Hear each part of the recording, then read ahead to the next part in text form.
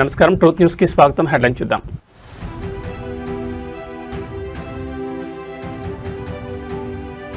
మంత్రి నారా లోకేష్ దక్షిణ కొరియా పర్యటనలో కీలక ఘట్టం.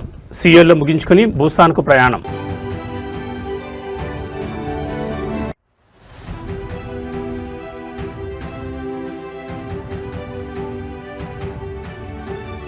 ఇడుపులపాయలో భావోద్వేగ వాతావరణం. మహానేత వైఎస్ఆర్ 77వ జయంతి వేడుకలు ప్రారంభం.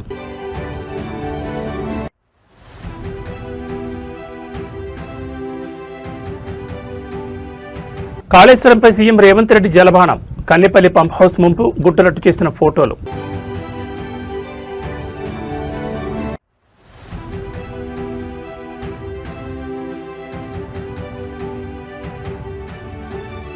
తెలంగాణలో ముదురుతున్న రైతాంగ సమరం. ఆయిల్ ఫామ్ సాగుదారుల లబోదిపో. ఇక డీటెయిల్స్ చూస్తే ఆంధ్రప్రదేశ్ను అంతర్జాతీయ ఇన్వెస్ట్మెంట్స్ హబ్గా, భారతదేశ ఏఐ రాజధానిగా మార్చడమే ధ్యేయంగా మంత్రి నారా లోకేష్ చేపట్టిన దక్షిణ కొరియా పర్యటన అత్యంత కీలక దశకు చేరుకుంది. కొరియా రాజధాని సియోల్లో హ్యుందాయ్ మోబిస్, ఎల్జీ ఎలక్ట్రానిక్స్ మరియు సియోల్ సెమీకండక్టర్స్ లాంటి గ్లోబల్ దిగ్గజాలతో భారీ చర్చలు జరిపిన లోకేష్ తన తదుపరి పారిశ్రామిక వ్యూహాన్ని అమలు చేయడానికి కొరియాలోనే అతిపెద్ద వాణిజ్య కేంద్రమైన బుసాన్ నగరానికి రైల్లో ప్రయాణమయ్యారు. బుసాన్ వేదికగా ఏపీఈడీబీ ఆధ్వర్యంలో అపెక్స్ కొరియా పేరుతో ఒక ప్రత్యేక పెట్టుబడిదారుల సహాయక విభాగాన్ని ఆయన ప్రారంభించబోతున్నారు. చూజ్ స్పీడ్ చూజ్ ఏపీ నినాదంతో మంత్రి నారా లోకేష్ సౌత్ కొరియాలో విస్తృతంగా పర్యటిస్తున్నారు. ఇందులో భాగంగా సియోల్ పర్యటన ముగించుకుని కట్టుదిట్టమైన పారిశ్రామిక ఎజెండాతో ఆయన రైల్లో బుసాన్ నగరానికి చేరుకుంటున్నారు. బుసాన్లో ఏపీఈడీబీ ఆధ్వర్యాన ప్రతిష్టాత్మకంగా ఏర్పాటు చేసిన అపెక్స్ కొరియా అనే ఇన్వెస్టర్ల సహాయక అనుసంధాన విభాగాన్ని మంత్రి లోకేష్ ఈ ఉదయమే ప్రారంభించనున్నారు. ఈ విభాగం కొరియన్ కంపెనీలు ఏపీలో పెట్టుబడులు పెట్టేందుకు సింగిల్ విండో కనెక్టివిటీగా పనిచేస్తుంది. అనంతరం కొరియా మెరైన్ ఎక్విప్మెంట్ అసోసియేషన్ ఆధ్వర్యంలో నిర్వహించే ప్రత్యేక రౌండ్ టేబుల్ సమావేశంలో లోకేష్ పాల్గొని ఏపీకి ఉన్న సుదీర్ఘ తీర ప్రాంతం, పోర్టు ఆధారిత పరిశ్రమల అనుకూలతను వివరించనున్నారు. ఈ పర్యటనలో భాగంగా కొరియాకు చెందిన అగ్రశ్రేణి బిజినెస్ గ్రూప్స్ అయిన బిఎన్కే ఫైనాన్షియల్, బుయాంగ్ గ్రూప్, హ్యోంగ్సాంగ్ గ్రూప్ ఉన్నత స్థాయి బృందాలతో లోకేష్ 1-to-1 సమావేశాలు జరపనున్నారు. సాయంత్రం ప్రసిద్ధ షువాల్స్ ఫుట్వేర్ ఫ్యాక్టరీని సందర్శించి smart health care, medical shoes తయారీ ప్లాంట్ను ఏపీలో ఏర్పాటు చేయడంపై చర్చలు జరపనున్నారు. రతన్ టాటా ఇన్నోవేషన్ హబ్ ద్వారా 5 ఏళ్లలో 20,000 స్టార్టప్లు, 1,00,000 ఉద్యోగాలు సాధించడమే లక్ష్యంగా కొరియన్ స్టార్టప్లను కూడా లోకేష్ ఆహ్వానిస్తున్నారు. ఉమ్మడి ఆంధ్రప్రదేశ్ దివంగత ముఖ్యమంత్రి, నిరుపేదల ఆశాజ్యోతి డాక్టర్ వైఎస్ రాజశేఖర 77వ జయంతి వేడుకలు ఇడుపులపాయలో భావోద్వేగ వాతావరణంలో ప్రారంభమయ్యాయి. వైఎస్ఆర్ జయంతిని పురస్కరించుకుని వైఎస్ఆర్సీపీ అధినేత, మాజీ ముఖ్యమంత్రి వైఎస్ జగన్మోహన్ రెడ్డి కడప జిల్లా ఇడుపులపైకి చేరుకున్నారు. తన కుటుంబ సభ్యులతో కలిసి వైఎస్ఆర్ ఘాట్ వద్ద ప్రత్యేక ప్రార్థనలో పాల్గొని మహానేతకు ఘనంగా నివాళులర్పించారు. వైఎస్ఆర్ చేసిన ప్రజాసేవను, ఆయన ప్రవేశపెట్టిన చారిత్రాత్మక సంక్షేమ పథకాలను స్మరించుకుంటూ రాష్ట్ర వ్యాప్తంగా పార్టీ శ్రేణులు జయంతి ఉత్సవాలు నిర్వహిస్తున్నాయి. వైఎస్ రాజశేఖర రెడ్డి 77వ జన్మదినాన్ని పురస్కరించుకుని ఇడుపులపాయలోని వైఎస్ఆర్ ఎస్టేట్లోని ఘాట్ వద్ద వైఎస్ఆర్ కుటుంబం ప్రత్యేక ప్రార్థనలు నిర్వహించింది. వైఎస్ఆర్సీపీ అధినేత వైఎస్ జగన్మోహన్ రెడ్డితో పాటు ఆయన తల్లి వైఎస్ విజయమ్మ, భార్య వైఎస్ భారతి ఈ ప్రార్థనలో పాల్గొన్నారు. సమాధిని సర్వాంగ సుందరంగా పూలతో అలంకరించి కుటుంబ సభ్యులంతా కలిసి నిశ్శబ్ద ప్రార్థనలు చేస్తూ మహానేతను స్మరించుకున్నారు. వైఎస్ఆర్ జయంతి సందర్భంగా రాష్ట్ర నలుమూల నుంచి వైఎస్ఆర్సీపీ నాయకులు, అనుబంధ సంఘాల ప్రతినిధులు మరియు వేలాది మంది అభిమానులు, కార్యకర్తలు ఇడుపులపైకి తరలివచ్చారు. జగనన్నతో పాటు వైఎస్ఆర్సీపీ శ్రేణులు వైఎస్ఆర్ ఘాట్ వద్ద అంజలి ఘటించారు. రైతు రాజ్యాన్ని లక్ష్యంగా పెట్టుకుని ఆరోగ్యశ్రీ, ఫీజు రియంబర్స్మెంట్, ఉచిత విద్యుత్ వంటి విప్లవాత్మక పథకాలతో తెలుగు ప్రజల గుండెల్లో చెరగని ముద్ర వేసిన వైఎస్ఆర్ ఆశయాలకు అనుగుణంగా పార్టీని మరింత బలోపేతం చేస్తూ ప్రజాక్షేత్రంలో ముందుకు సాగుతామని ఈ సందర్భంగా నేతలు ప్రతిజ్ఞ చేశారు.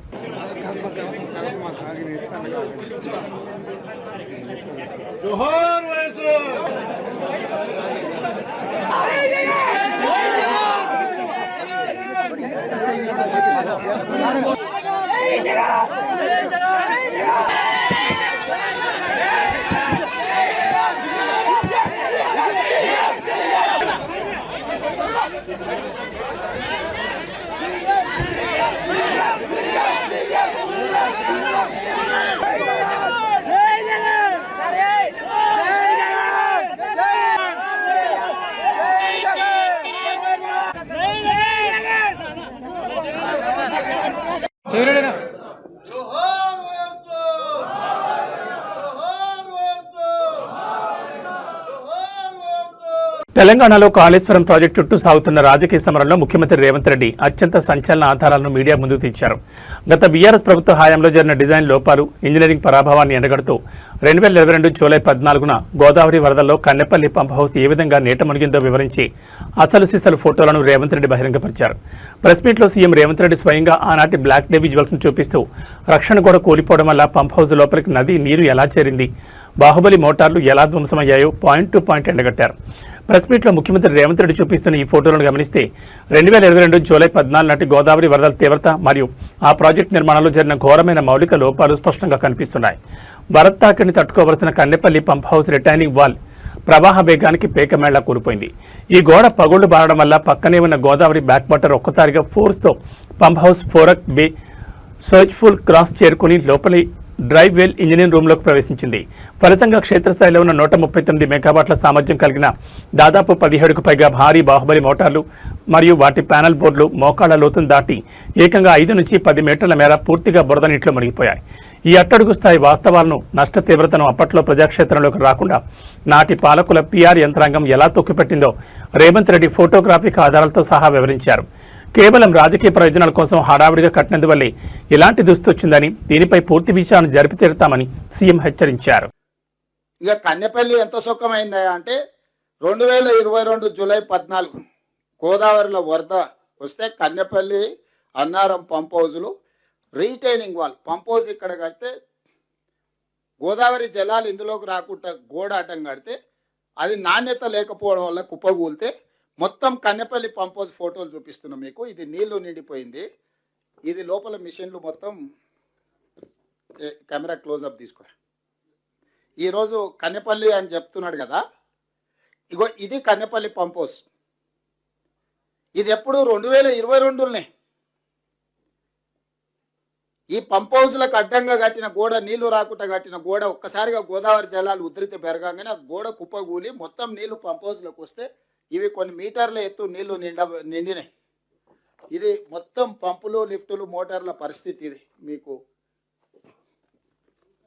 తెలంగాణలో రైతాంగ సమస్యలు, ప్రత్యామ్నాయ పంటల ప్రోత్సాహకాలపై రాజకీయ సమరం మరింత ముదిరింది. జయశంకర్ భూపాలపల్లి జిల్లా కనుపూర్ మండలం పరిధిలోని రేపాక గ్రామంలో ఆయిల్ ఫామ్ సాగు చేస్తున్న రైతులను నేరుగా కలిసి వారి క్షేత్రస్థాయి బాగోగులు మరియు సమస్యలను అడిగి తెలుసుకోవడం జరిగింది. దేశంలో వంట నూనెల దిగుమతి భారాన్ని తగ్గించడంతో పాటు రైతులకు లాభదాయకమైన ఆదాయాన్ని అందించాలనే దార్శనికతతో గత బీఆర్ఎస్ ప్రభుత్వం అత్యంత ప్రతిష్టాత్మకంగా ఆయిల్ ఫామ్ సాగును విస్తృతంగా ప్రోత్సహించిందని, అయితే ప్రస్తుత రేవంత్ రెడ్డి సర్కార్ ఆ అగ్రి పాలసీలను, సబ్సిడీలను పూర్తిగా నిర్వీర్యం చేస్తుందంటూ తీవ్ర ఆరోపణలు వ్యక్తమవుతున్నాయి. సాంప్రదాయ పంటలకు ప్రత్యామ్నాయంగా లాభసాటి ఉద్యానవన పంటల వైపు రైతులను మళ్లించేందుకు గత బీఆర్ఎస్ ప్రభుత్వం మైక్రో ఇరిగేషన్, డ్రిప్ సిస్టమ్స్ మరియు భారీ సబ్సిడీలతో ఆయిల్ ఫామ్ సాగును ఒక ఉద్యమంలా ముందుకు తీసుకెళ్లింది. దీనివల్ల వంట నూనెల దిగుమతులు తగ్గి స్వదేశీ మార్కెట్ బలోపేతం అవుతుందని అంచనా వేశారు. కానీ ప్రస్తుత కాంగ్రెస్ ప్రభుత్వం అధికారంలోకి వచ్చిన తర్వాత ఆయిల్ ఫామ్ సాగుకు ఇస్తున్న రాయితీలు, సకాలంలో అందాల్సిన డ్రిప్ మెటీరియల్స్ సరఫరా మరియు కంపెనీల బైబ్యాక్ సమన్వయాన్ని పూర్తిగా నిర్లక్ష్యం చేస్తుందని రేపాక గ్రామ రైతులు ఆవేదన వ్యక్తం చేస్తున్నారు. రేవంత్ సర్కార్ విధానాల వల్ల పెట్టుబడులు పెరిగి సబ్సిడీలు రాక ప్రత్యామ్నాయ పంటలు వేసిన తాము తీవ్రంగా నష్టపోతున్నామని క్షేత్రస్థాయిలో రైతులు వాపోతున్నారు. నాటి ప్రభుత్వ సంక్షేమ కార్యక్రమాలను రాజకీయ కక్షలతో నిర్వీర్యం చేయడం సరికాదని విమర్శలు వెలువెత్తుతున్నాయి. మీ కాళేశ్వరం ప్రాజెక్ట్ కట్టారు కదా, కట్టిన కాడ ఎక్కడనైతే నీళ్లు కిందికి గోదావరిలో ఉత్తర సముద్రంలో కొత్తున్నాయో ఆ నీళ్ళని ఎత్తిపోయకుండా కావాలని ఎండబెడతాడు. ఆ 2 పిల్లర్లు ఏదో అయినాయి, కిందికి అయినాయి అని చెప్పి మొత్తం ప్రాజెక్ట్ కూలిపోయిందని నేను బదలాం చేసుకుంటా నీళ్ళు కిందికి పోనిస్తాడు. అసలు ఆ బరేజ్ దగ్గర పోకుండా మేడిగడ్డను ముట్టకుండానే యువతలకి 10 కిలోమీటర్ల మీదకి కన్నెపల్లి పంప్ హౌస్ అని ఉంది. ఆడ 2 పంపులు చాలు చేస్తే ఇలా మొత్తం అన్ని ప్రాజెక్టులు నిండుతాయి. ఆ చూపెడుతందుకు పోయినాయి 1,00,000 క్యూసెక్కుల నీళ్లు కిందికి బేకారు పోతున్నాయి, వేస్ట్గా కిందికి సముద్రంలోకి పోతున్నాయి. అది ఆంధ్రాకు వనికిరావు, మనకు వనికిరావు, కిందికి గోదావరిలో పడి కిందికి సముద్రంలో పోతున్నాయి. అది చాలు చేయాలి, తెలంగాణ రైతులకు నీళ్ళు ఇవ్వాలని చెప్పి అడిగేందుకు పోయినాం. కానీ వచ్చేటప్పుడు ఏమన్నాడంటే రమణారెడ్డి సాబు, మా దగ్గర పామాయిల్ మంచిగా అయింది, రెండోది ఏంటంటే అన్న చెప్పింది అంతా ఇప్పుడు రైతులు జనరల్గానే అంత అవస్థలు ఉన్నారు, టైంకు యూరియా దొరకది, రైతు బంధు పడది, కరెంటు సక్కగా ఉండలేదు. అట్లాగే ఇప్పుడు ఇక మీకు తెలుసు, మరి మీరంటే పామాయిల్ కాబట్టి బాధ లేదు, మీకు కొనేటోళ్ళు ఉన్నారు. కానీ అటు వరి ఆడ మక్కలు కొంటలేరు, వడ్లు కొంటలేరు, వడ్లల్ల ముందేమో బోనస్ అన్నారు, అది దిక్కు లేదు, తాగమాగం ఉంది. భారతదేశ పటిష్ట దౌత్య విధానం యాక్టివిస్ట్ సరికొత్త శిఖరాలు తాకుతోంది. ఇండోనేషియా అధికారిక పర్యటనలో ఉన్న భారత ప్రధానమంత్రి నరేంద్ర మోడీ ఆ దేశ అధ్యక్షుడు ప్రభోవో సుబియాంటోతో కలిసి యోగ్యకర్తలోని ప్రసిద్ధ ప్రాంబణన్ హిందూ దేవాలయాల సముదాయాన్ని సందర్శించారు. యునెస్కో ప్రపంచ వారసత్వ సంపదగా గుర్తించిన ఈ ఐకానిక్ ఆలయ ప్రాంగణాన్ని సందర్శించే క్రమంలో పీఎం మోడీ తన హెలికాప్టర్ నుండి తీసిన అద్భుతమైన ఏరియల్ వ్యూ విజువల్స్ ను నెట్జన్లతో పంచుకున్నారు. భారతదేశం, ఇండోనేషియా దేశాల మధ్య ఉన్న శతాబ్దాల నాటి సాంస్కృతిక నాగరికత అనుబంధానికి ఈ క్షేత్రమే సజీవ సాక్ష్యమని ప్రధాని అభివర్ణించారు. ఇండోనేషియాలో సరికొత్తగా బాధ్యతలు చేపట్టిన ప్రెసిడెంట్ ప్రబోవో సుబియాంటో ఆహ్వానం మేరకు పీఎం మోదీ ఈ పర్యటన చేపట్టారు. ఇరు దేశాల రక్షణ, వాణిజ్య బంధాలను బలోపేతం చేయడంతో పాటు సాంస్కృతిక బంధాలను చాటి చెప్పడమే ఈ టూర్ ముఖ్య ఎజెండా. ఇందులో భాగంగానే పీఎం మోడీ ప్రెసిడెంట్ ప్రబోవోతో కలిసి 9వ శతాబ్దానికి చెందిన ప్రాంబణన్ ఆలయ శిల్పకళా వైభవాన్ని వీక్షించారు. శివుడు, విష్ణువు, బ్రహ్మ త్రిమూర్తులకు అంకితం చేయబడిన ఈ భారీ ఆలయ సముదాయం ఆగ్నేసియాలోని అతిపెద్ద హిందూ దేవాలయంగా ప్రసిద్ధి చెందింది. ప్రత్యేకించి ఇక్కడి ప్రధాన గోపురాలు ఆకాశాన్ని తాకేలా అత్యంత అద్భుతమైన నిర్మాణ శైలిని కలిగి ఉంటాయి. హెలికాప్టర్ ద్వారా ప్రయాణిస్తున్న సమయంలో పీఎం మోడీ క్లిక్ చేసిన ఈ ఏరియల్ వ్యూ ప్రాంబణన్ చుట్టూ ఉన్న చారిత్రాత్మక శిథిలాలను మరియు పురాతన నిర్మాణ పారామితులను స్పష్టంగా చూపిస్తోంది. ఇండో పసిఫిక్ ప్రాంతంలో ఇండోనేషియా భారతదేశానికి అత్యంత కీలకమైన భాగస్వామి అని, ఈ పర్యటన రక్షణ, సాంస్కృతిక మరియు సముద్ర తీర రక్షణ రంగాల్లో సరికొత్త మైలురాయి కానుందని అంతర్జాతీయ వ్యవహారాల నిపుణులు విశ్లేషిస్తున్నారు.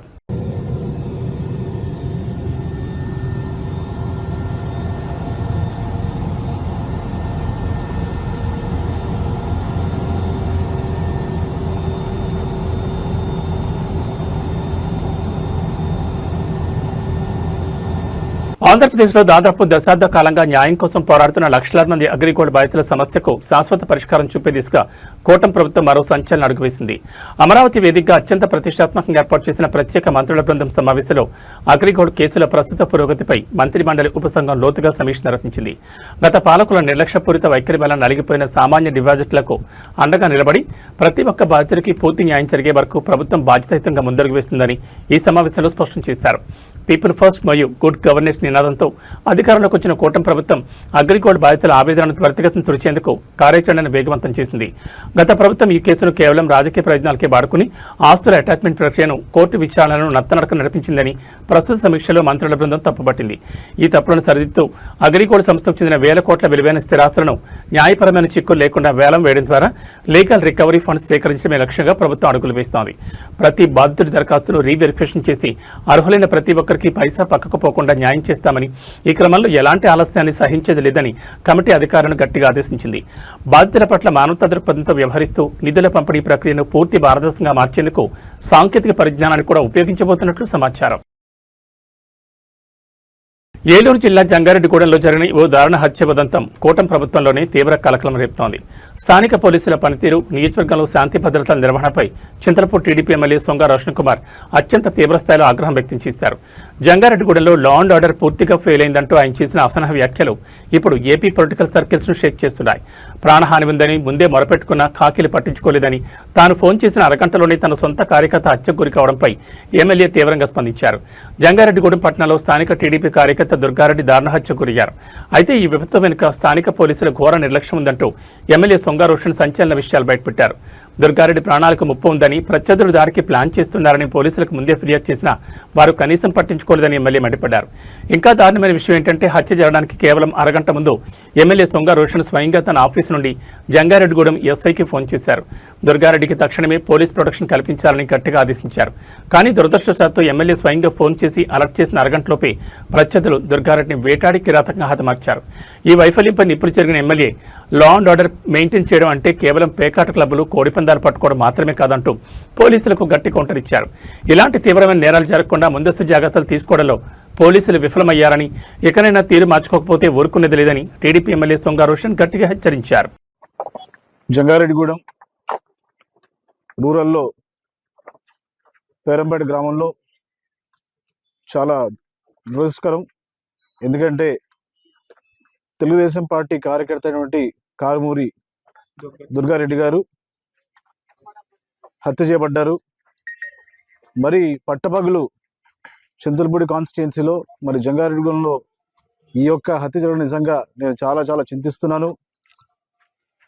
మరి ఈ హత్య కేవలం ఇది లా అండ్ ఆర్డర్ ఫెయిల్యూర్. ఇది లా అండ్ ఆర్డర్ సరిగ్గా ప్రొటెక్ట్ చేయడం వల్లనే పోలీసు వారు దీన్ని సరైన టైంలో కంప్లైంట్ పెట్టినా కూడా మరి యాక్షన్ తీసుకోకుండా ఎవరైతే డిసీజ్డ్ ఉన్నారో వారు వచ్చి లైఫ్ థ్రెట్ అని చెప్పినా కూడా పట్టించుకోకుండా మరి ఇలా చేయడం వల్ల మరి ఈరోజు ఒక ప్రాణం మనం కోల్పోయాం.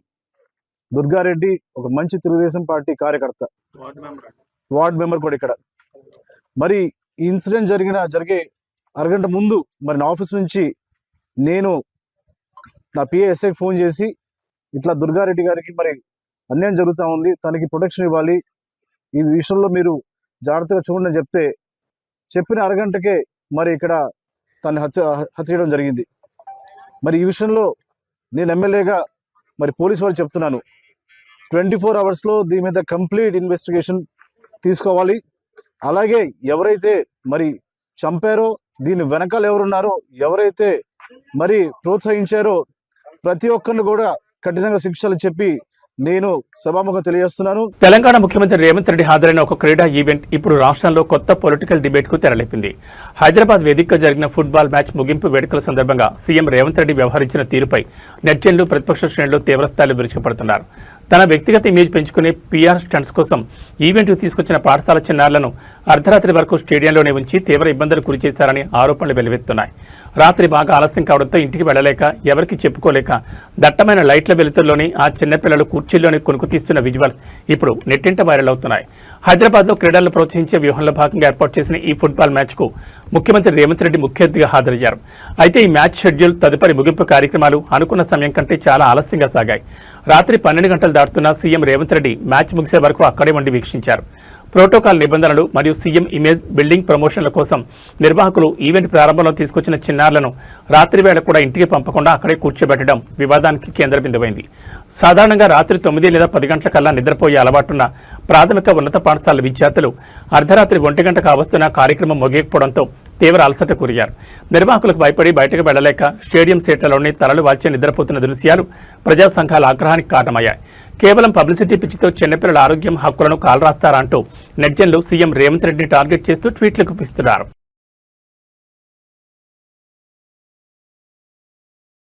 తెలంగాణలో కాళేశ్వరం ప్రాజెక్టు జలాలు, కన్నెపల్లి పంప్ హౌస్ మోటార్ల నిర్వహణ చుట్టూ రాజకీయాలు ఒక్కసారిగా హీటెక్కాయి. గోదావరిలో నీళ్లే లేవంటూ ముఖ్యమంత్రి రేవంత్ రెడ్డి చేస్తున్న వ్యాఖ్యలకు బీఆర్ఎస్ సీనియర్ నేత, మాజీ మంత్రి వేముల ప్రశాంత్ రెడ్డి క్షేత్రస్థాయి సాంకేతిక ఆధారాలతో బలమైన కౌంటర్ ఇచ్చారు. కన్నెపల్లి పంప్ హౌస్ వద్ద ప్రస్తుతం నీటి మట్టం 102 మీటర్లకు చేరిన కాంగ్రెస్ ప్రభుత్వం కావాలనే మోటార్లను ఆన్ చేయడం లేదని మండిపడ్డారు. కేసీఆర్ ఇంజనీరింగ్ దార్శనికతను తక్కువ చేసి చూపే ప్రయత్నంలో రైతాంగాన్ని ఆగం చేయడం ఎంతవరకు సమంజసమని నిలదీశారు. కన్నెపల్లి పంప్ హౌస్ వద్ద ప్రస్తుత జల విశ్లేషణను మాజీ మంత్రి వేముల ప్రశాంత్ రెడ్డి మీడియాకు క్షుణ్ణంగా వివరించారు. కన్నెపల్లి పంప్ హౌస్ డిజైన్ ప్రకారం కేవలం 92 మీటర్ల వద్ద నీటి మట్టం ఉన్నా సరే మోటార్ల ద్వారా నీటిని విజయవంతంగా ఎత్తిపోసే సాంకేతిక అవకాశం ఉంది. కానీ ప్రస్తుతం అక్కడ ఏకంగా 102 మీటర్ల ఎత్తులో నీళ్లు ప్రవహిస్తున్నాయని, అంటే లిఫ్టింగ్ సామర్థ్యానికి మించి రికార్డు స్థాయిలో నీటి లభ్యత ఉందని గణాంకాలతో సహా నిరూపించారు. ఎగువ గోదావరిలో ఆశించిన స్థాయిలో నీళ్లు లేకపోయినా ప్రాణహిత నది కలిసే చోటు నుంచి కాళేశ్వరం ప్రాజెక్టుకు తీవ్ర వరద ప్రవాహం వస్తోందని గుర్తు చేశారు. ప్రాణహిత నది నుంచి ఏ కాలంలోనైనా నీటిని గరిష్టంగా వాడుకునే వీలుంటుంది కాబట్టి నాటి ముఖ్యమంత్రి కేసీఆర్ ఎంతో రీసెర్చ్ చేసి కాళేశ్వరం ప్రాజెక్టుని ఈ రీతిలో డిజైన్ చేశారని స్పష్టం చేశారు. కేవలం బీఆర్ఎస్ పార్టీ మీద ఉన్న రాజకీయ కోపంతో అసలు నీళ్లే లేవని అబద్ధాలు చెప్తూ సాగు, తాగునీరు అందక అల్లాడుతున్న రైతులను, ప్రజలను వంచడం దారుణమన్నారు. ఇప్పటికైనా పట్టుదల వీడి తక్షణమే Kannepalli pump house motor launch చేసి నీటిని లిఫ్ట్ చేయాలని డిమాండ్ చేశారు. ఇది ప్రాణహిత నది గోదావరిలో కలిసిన తర్వాత పారుతున్న గోదావరి. ఇది ఇప్పుడు మనం కన్నెపల్లి పంప్ హౌస్ దగ్గర ఉన్నాం.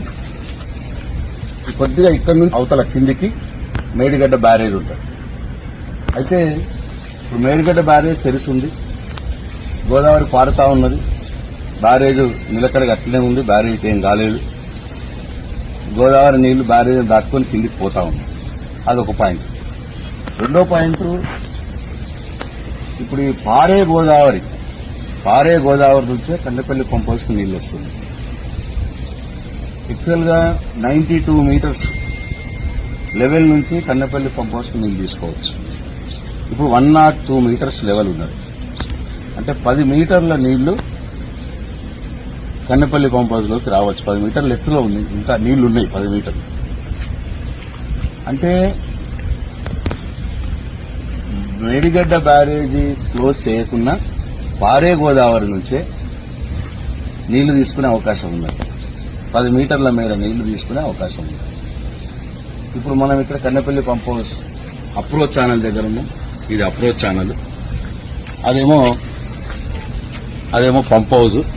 ఆ పంప్ హౌస్ గేట్లు అవి. సో ఇక్కడ కూడా ఈ అప్రోచ్ ఛానల్ నుంచి ఇది అప్రోచ్ ఛానల్ నుంచి ఈ పంప్ హౌస్ కి ఆ గేట్లు 31 గేట్లు ఉన్నాయి. అక్కడ నీళ్లు ఆ గేట్ ఓపెన్ చేస్తే పంప్ హౌస్ లోకి పోయి పంప్ హౌస్ నుంచి అక్కడి నుంచి ఆ పైకి నీళ్లు లిఫ్ట్ చేయొచ్చు. అంటే ఇక్కడ అర్థమవుతున్నది ఏంది, ఇప్పుడు రామగుండం దగ్గర మేము బ్రిడ్జ్ క్రాస్ చేసినప్పుడు అక్కడ గోదావరిని చూస్తే అక్కడ గోదావరిలో చుక్క నీళ్ళు లేదు. ఎక్కడైతే ప్రాణాయిత నది కలిసిన తర్వాత గోదావరి ఇప్పుడు నేను ఇంతకుముందు మీకు చూపించిన గోదావరి బ్రహ్మాండంగా పారుతా ఉన్నది. అంటే ఇక్కడ నుంచి ఎగువన గోదావరి ఏదైతే ఉన్నదో ఆ గోదావరిలో నీళ్లు లేవు. ఆ గోదావరి మీద ఆధారపడ్డటువంటి ఆయకట్టు రైతులు. టాలీవుడ్ స్మార్ట్ బ్యూటీ నిత్య అగర్వాల్ తిరుమల శ్రీవారిని దర్శించుకున్నారు. బుధవారం ఉదయం జరిగిన వీఐపీ ప్రారంభ విరామ దర్శన సమయంలో ఆమె స్వామివారి సేవలో పాల్గొన్నారు. సాంప్రదాయ దుస్తులలో తిరుమల కొండకు చేరుకున్న నిత్య అగర్వాల్కు టీటీడీ అధికారులు ఘనంగా స్వాగతం పలికి దర్శన ఏర్పాట్లు చేశారు. దర్శన అనంతరం ఆలయం వెలుపల ఆమె మీడియాతో మాట్లాడుతూ తన భవిష్యత్ చిత్రాల గురించి పలు ఆసక్తికర విషయాలు పంచుకున్నారు. ప్రస్తుతం బాలీవుడ్తో పాటు టాలీవుడ్లో 2 భారీ చిత్రాలు లైన్లో ఉన్నట్లు ప్రకటించారు. శ్రీవారి దర్శనాన్ని అత్యంత భక్తి శ్రద్ధలతో ముగించుకున్న నటి నిధి అగర్వాల్కు ఆలయ రంగనాయకుల మండపంలో వేద పండితులు ప్రత్యేక ఆశీర్వచనం చేశారు. అనంతరం టీటీడీ అధికారులు స్వామివారి పవిత్ర తీర్థ ప్రసాదాలను శేషవస్త్రాన్ని ఆమెకు అందజేశారు. ఆలయం నుంచి వెలుపలకు వచ్చిన నిధి అగర్వాల్తో సెల్ఫీల కోసం స్థానిక భక్తులు అభిమానులు భారీగా ఎగబడ్డారు. ఈ సందర్భంగా తన కెరీర్ అప్డేట్స్ పంచుకున్న నిధి ప్రస్తుతం బాలీవుడ్ రంగంలో 2 ప్రతిష్టాత్మక చిత్రాల్లో నటిస్తూ బిజీగా ఉన్నట్లు వెల్లడించారు. అంతేకాకుండా సౌత్ ఆడియన్స్ ఎంతో ఈగర్గా వెయిట్ చేస్తున్న తన తెలుగు ప్రాజెక్టుపై కూడా క్లారిటీ ఇచ్చారు. స్వామివారి ఆశీస్సులతో ఈ సినిమాలని అతిపెద్ద బ్లాక్ బస్టర్స్ అవుతాయని ఆమె ఆశాభావం వ్యక్తం చేశారు. పసిడి కొనాలనుకునే వారికి ఇది ఒక అద్భుతమైన శుభవార్త. హైదరాబాద్ బులియన్ మార్కెట్లో బంగారం, వెండి ధరలు మళ్లీ తగ్గుముఖం పట్టాయి. నిన్న మొన్నటి వరకు ఆకాశమే హద్దుగా దూసుకెళ్లిన పసిడి రేట్లు ఇప్పుడు వరుసగా 4వ రోజు కూడా భారీగా పతనమయ్యాయి. ఇవాళ ట్రేడింగ్లో అటు 24 క్యారెట్ల ఇటు 22 క్యారెట్ల గోల్డ్ రేట్లతో పాటు వెండి ధర కూడా భారీగా పడిపోయింది. హైదరాబాద్ బులియన్ మార్కెట్ తాజా గణాంకాల ప్రకారం ఇవాళ 24 క్యారెట్ల 10 గ్రాముల స్వచ్ఛమైన బంగారం ధరపై ఏకంగా ₹770 మేర పతనమై 1,44,490కు చేరింది. అదేవిధంగా సామాన్యులు ఎక్కువగా కొనుగోలు చేసే 22 క్యారెట్ల 10 గ్రాముల ఆభరణాల బంగారం ధర కూడా 700 కుప్పకూలి ప్రస్తుతం 1,32,450 పలుకుతోంది. బంగారం ధరలోని వెండి కూడా భారీగా పతనమై ఇన్వెస్టర్లకు షాక్ ఇచ్చింది. ఇవాళ ఒక్కరోజే కిలో వెండి ధర ఏకంగా 5,000 మేరకు క్షీణించి 2,45,000 మార్కు పడిపోయింది. అయితే వినియోగదారులు గమనించాల్సిన ముఖ్యమైన విషయం ఏంటంటే ఈ ప్రకటించిన ధరలపై 3% జీఎస్టీ అదనంగా ఉంటుంది. అలాగే ఆంధ్రప్రదేశ్, తెలంగాణ రాష్ట్రాల్లోని వివిధ నగరాలు స్థానిక జ్యువెలరీ షోరూంలను బట్టి మేకింగ్ ఛార్జీలు మరియు రేట్లలో స్వల్ప తేడాలు ఉండే అవకాశం ఉంది.